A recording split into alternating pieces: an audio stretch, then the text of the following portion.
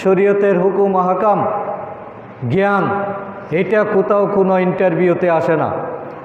ফলে আমরা ইংরেজি বাংলা অঙ্ক শিখতে যেরকম টাকা খরচ করি, বাজেট রাখি, কষ্ট করি, রেজাল্ট ভালো করার চেষ্টা করি, ইসলামকে বোঝার জন্য সেরকম কোনো চেষ্টা এখানে করা হয় না। কারণ রাষ্ট্রীয়ভাবে এটা বাধ্যতামূলক নয়, যার কারণে আমাদের শিশুগুলো শিক্ষিত হচ্ছে কিন্তু অমানুষ হচ্ছে।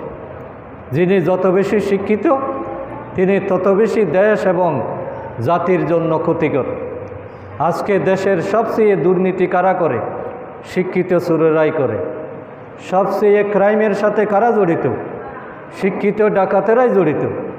যিনি যত বেশি সার্টিফিকেটধারী দেশের ক্ষতি করার ক্ষমতা তার সবচেয়ে বেশি। এটার কারণ হলো রাষ্ট্রীয়ভাবে ধর্মের যেটা পৃষ্ঠপোষকতা, নীতি নৈতিকতার যেটা প্রসার হওয়ার কথা এবং এটাকে বাধ্যতামূলক করার কথা সেটা হয় না। বাংলাদেশের 90% মানুষ মুসলমান, কিন্তু ম্যাক্সিমাম মানুষ এই কোরআন পড়তে পারে না। অথচ সকল মুসলমানের উপর কোরআন শিখাটা বাধ্যতামূলক, এটা ফরজ। কোনো মুসলমান যদি কোরআন না শিখেই কবরে চলে যায়, তার নামাজ, তার রোজা, তার হজ কোনো কাজে আসবে না।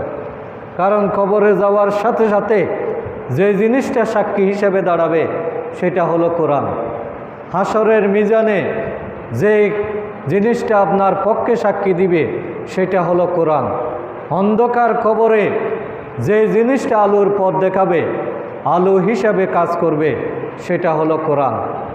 এবং কোরআন না শিখলে, কোরআন না বুঝলে, কোরআন অশুদ্ধ করে দুনিয়া থেকে চলে গেলে আল্লাহ রসুল আমাদের বিরুদ্ধে দাঁড়িয়ে যাবেন। তাহলে এত বড় ফরজের একটা দায়িত্ব আমাদের শিক্ষা ব্যবস্থায়, এটা শেখানোর কোনো ব্যবস্থা নেই। মাদ্রাসাগুলোতে যেটা শেখানো হয় সেটাও খুবই খণ্ডিত। এটার দ্বারাও পরিপূর্ণ দিন বুঝে আসে না। এই জন্য দেখা যায় মাদ্রাসায় কামিল পাশ করার পরেও, হাফেজ হওয়ার পরেও ইসলামের বিপক্ষে তারা স্লোগান দেয়,